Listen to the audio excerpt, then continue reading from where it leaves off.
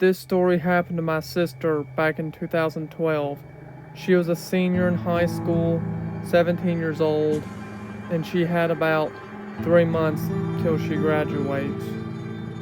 Her name was Ken, and she was really aggravated at the fact that she always has to ride the bus to school because our parents couldn't afford a car and they were running into some money issues. So, yeah, you can say we come from a poor family. So, as Ken's friends drove to school, Ken had to wait for the bus. And another reason why Ken hated riding the bus so much is there wasn't really that much people on the bus. There was only like one person, her and this one guy named Bob. And that's why she told me she hated it, because there was hardly nobody on the bus. But anyway, let's get into the story. Ken was coming back home from a long day of school, and Ken said it was her and this Bob guy, and of course the driver. And while the bus was just dead empty, just on the road, driving. And Ken was just sitting down in the middle row, just having her headphones in, listening to music, staring out the window. And this Bob kid walked at Ken's row, sat down right beside her, and started patting her, trying to get her attention. Ken, annoyed, took her headphones off and said, "What?" to Bob. And the Bob kid said, "Whoa, I'm just asking how is senior year going." And Ken said, "Good." And Bob asked her if he could play her a video. And which Ken said sure. And the Bob kid got his phone out and went to his camera roll and went to a video which Ken said was really disgusting that she wants me to leave out. Ken was so disgusted, she told Bob to turn the video off and go sit in the back. That's when Bob became seriously angry. So angry at the fact that he literally got into his backpack, got a bowl of water, and grabbed Ken's head and literally poured Ken's head into the bowl of water. And Ken felt something really sharp as Bob pushed her head into the bowl of water. Then, a second later, Ken felt a tiny pinch on her nose. And then Bob literally let out the biggest, most evil laugh imaginable, she said. And that's when she called for help. That's when the bus driver noticed, pulled over the bus, walked over to where we were sitting, and stopped Bob. Giving Ken enough time to stick her head out of the bowl Bob was trying to drown her in. And then Ken felt what was pinching her in that bowl. It was blades. And then after Ken looked at the bowl, then looked at the driver screeched, "Oh my God," and then told Ken to move up front. And as Ken moved up front, sat in the front seat, she went to her camera and then saw what really spooked her. Her face was bloodied from the blades. Then the bus driver gave her a napkin, started getting back on the road, taking them home. Meanwhile, hearing Bob in the middle of the bus laughing like a mentally insane person. Then when the driver pulled up to Ken's stop, he promised he was going to suspend Bob. And she said after that haunting day, she never saw Bob on the bus again, nor let alone she never saw him at school. Which she thought was pretty weird, but at the same time, she thought it was due because of the driver suspending him off.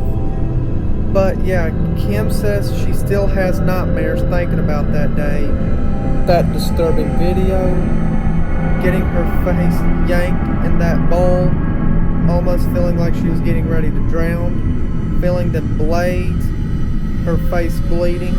She says this was an incident she will never forget.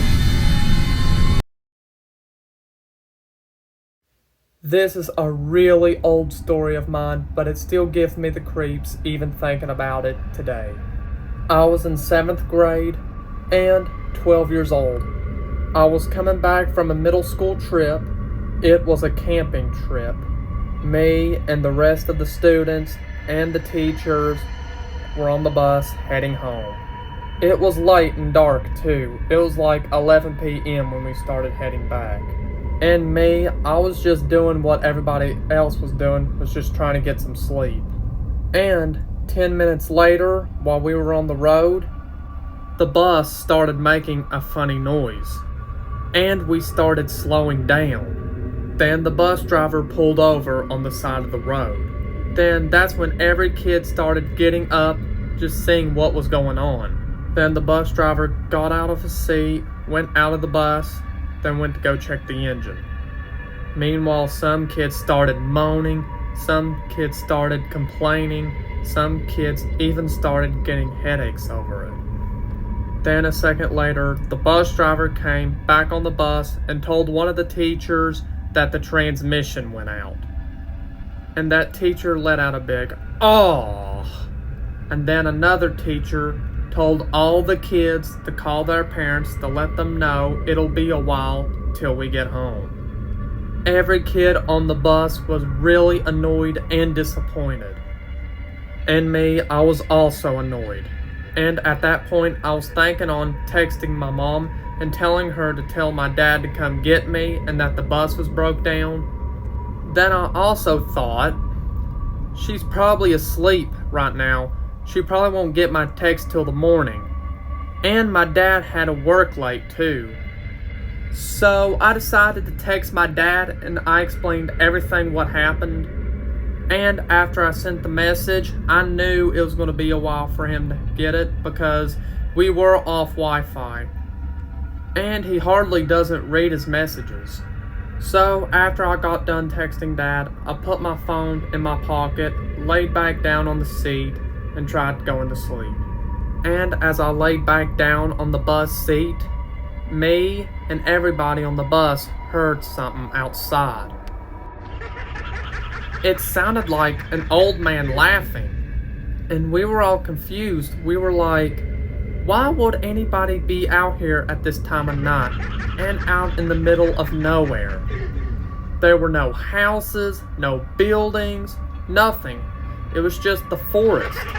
And then a second later, we heard the laugh get closer. The bus driver shut the door, and one of the teachers worriedly told one of the kids in the back to lock the emergency door. And as we kept hearing the laugh getting closer and closer, it sounded like a guy's laugh. But there was something off about his laugh though. It sounded like he was on drugs. And it sounded like he was doing a lot of drinking. And then one of the girls actually started crying, which made us even more scared. And one of the kids who I was sitting behind said that they were starting to get creeped out. Meanwhile, me, I was just sitting there in disbelief and at the same time scared of what was happening. The laughing was just now outside of the bus.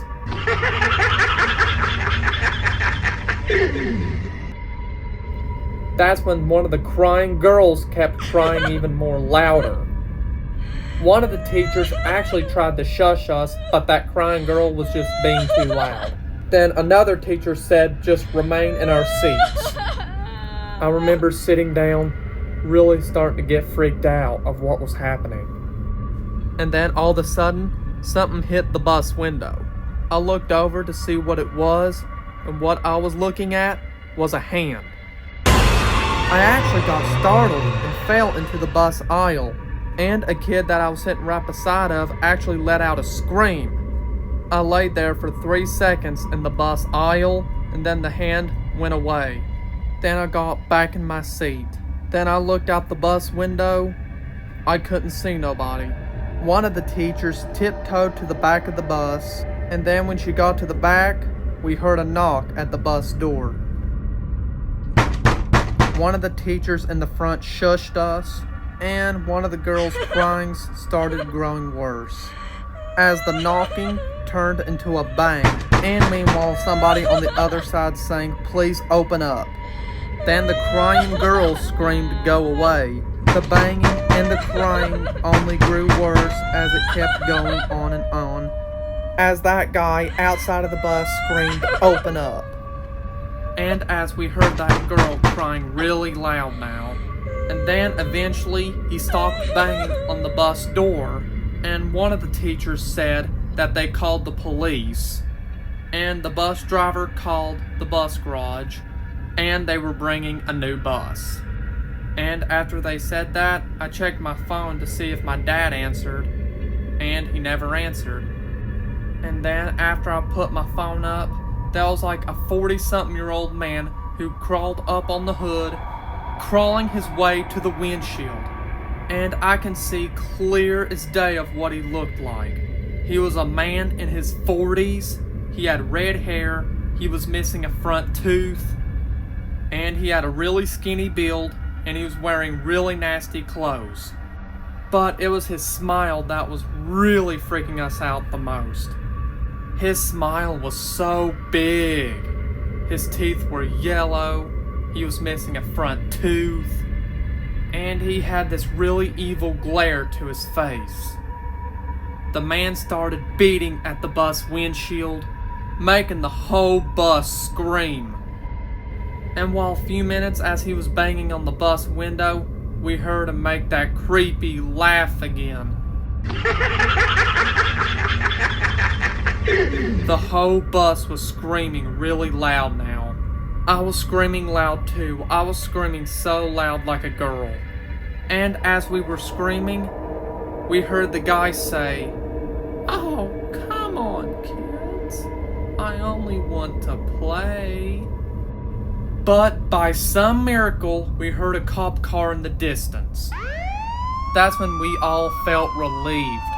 It was the best feeling ever. Then we saw the guy look behind him, and then he looked back at us, and then he said, "It was nice meeting you, folks." And then he crawled back off the hood, and then ran straight back into the forest. The cop car stopped in front of the bus, and at the same time, the garage brought the new bus in, and some kids were questioned by the police. I knew this incident could have turned out way worse, but I'm so glad it didn't, and I'm just so happy that we're all alive. And then after the kids were questioned, we got on the new bus, and then we started heading back home. And on the way there, I got my phone back out, texted my dad, explained everything, and told him we were on our way back to the school. And as we got back to the school, as we entered the school parking lot, there were a lot of parents waiting for their kid. And as the bus stopped, opened its doors, all the teachers lined us up and told us to walk off the bus in a single file line. And as all the kids got off the bus, they all ran to their parents. Meanwhile, me, I was trying to find my dad. And then I saw his car parked right beside of a sidewalk, so I walked over to it, and there he was sitting in his car. He did look worried sick, and as I opened the car door, my dad was wanting to know where I've been. And I explained everything, and that I even said that I sent him a text. Then after I got done explaining, my dad got his phone out, and then he said, "Oh, now I got your text. I had my phone on silence mode." I was pretty much mad at my dad for having his phone on silence mode. But on the way back home, I was actually thinking, maybe having his phone on silence mode was probably a good thing. Because if he would have came down there where we were at, that guy would have probably been all over him, or would have possibly have hurt him. But I'm so glad that didn't happen, and we're all okay. And people doesn't think riding a school bus could be all that scary, but it can. You do not know what'll happen. It's a big world. And 16 years later, that guy has never left my mind. I still have nightmares about him.